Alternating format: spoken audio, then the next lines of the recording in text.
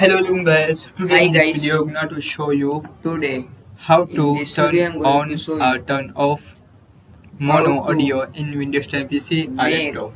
a new So guys, if you profile want to turn on or in off mono Google audio Chrome. in Windows 10 PC or laptop, so This very gets easy. very easy. First click on start, First, open click any on settings. Chrome browser After click on ease of access, click on audio. and here you If you want see to turn off profile on, so slash to icon is on position. available. And if you want to turn off, so slash to off position. That is.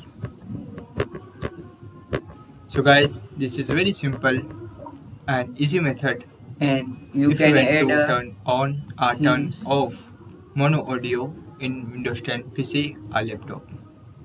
Thank you for watching this video. Please subscribe, like and share my video for latest This way update. guys, you can uh, make a new profile in Google Chrome. Thanks for watching. Please like, share and comment and subscribe my channel for latest update.